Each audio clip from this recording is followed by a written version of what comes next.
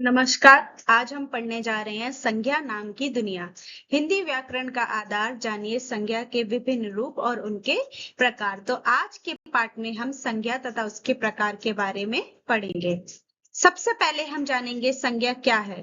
किसी व्यक्ति, वस्तु, स्थान, भाव, गुण या अवस्था के नाम को संज्ञा कहते हैं। यह हिंदी भाषा का अत्यंत महत्वपूर्ण भाग है जो हमें चीजों को पहचानने, नामांकित करने, उनका वर्णन करने में सक्षम बनाता है।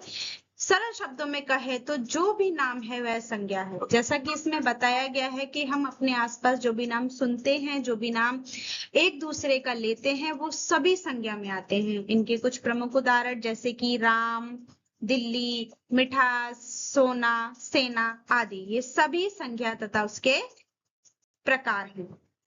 अब बात आती है संज्ञा के मुख्य भेद। हिंदी व्याकरण में संज्ञा के 5 भेद माने जाते हैं। व्यक्तिवाचक संज्ञा, जातिवाचक संज्ञा, समूहवाचक संज्ञा, द्रव्यवाचक संज्ञा और भाववाचक संज्ञा। अब हम इनके बारे में जानेंगे। सबसे पहले आती है व्यक्तिवाचक संज्ञा। जैसा कि इसके नाम से ही साबित होता है कि व्यक्ति विशेष के बारे में बताने वाली संज्ञा को व्यक्तिवाचक संज्ञा कहते हैं। जो इसकी परिभाषा में भी लिखा है, किसी व्यक्ति, विशेष व्यक्ति, स्थान अथवा वस्तु के नाम का बोध होता है, उसे व्यक्तिवाचक संज्ञा कहते हैं। इसका प्रयोग सदैव एकवचन में होता है। अब इनके उदाहरण देखते हैं। किसी व्यक्ति का नाम जैसे कि राम, सुरेश, श्याम। स्थान का नाम दिल्ली, जयपुर, भारत, अमेरिका। नदी या पर्वत का नाम गंगा, हिमालय। ग्रंथ का नाम महाभारत। दिन या माह या त्योहार का नाम सोमवार, जनवरी, दीपावली आदि। अगली संज्ञा है जातिवाचक संज्ञा। जो पूरी जाति का बोध कराती है उसे हम जातिवाचक संज्ञा कहते हैं। जिस शब्द से किसी प्राणी या वस्तु की समस्त जाति का बोध होता है। जैसे अगर हम कहते हैं नदी, तो इससे हमें बोध होता है कि सारी नदियां। अगर हम किसी नदी को नाम देते हैं जैसे गंगा, यमुना, ब्रह्मपुत्र, तो वो व्यक्तिवाचक संज्ञा हो जाती है। लेकिन अगर हम सिर्फ नदी कहते हैं तो वो जातिवाचक संज्ञा होती है। इनके कुछ उदाहरण इस प्रकार हैं।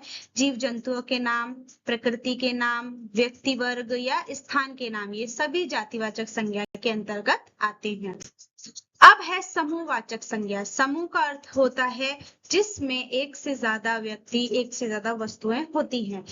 यानी कि व्यक्तियों या वस्तुओं के पूरे समूह का बोध होता है, उसे हम समूहवाचक संज्ञा कहते हैं। जैसे कि परिवार, परिवार में एक से ज्यादा लोग होते हैं। कक्षा में एक से ज्यादा विद्यार्थी होते हैं। सेना में भी एक से ज्यादा लोग होते हैं। संसद में भी ज्यादा लोग होते हैं और भीड़ में भी बहुत सारे लोग होते हैं।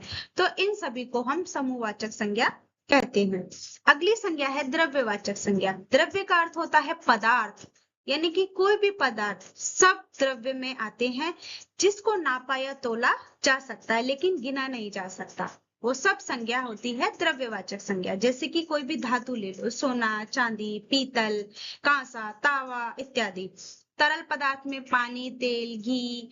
खाद्य पदार्थ जैसे दाल, गेहूं, चावल, रोटी। अगर अन्य चीजें ले ले जैसे कि कोयला, लकड़ी, ये सारी की सारी वस्तुएं क्या है, द्रव्यवाचक संज्ञा के अंतर्गत आती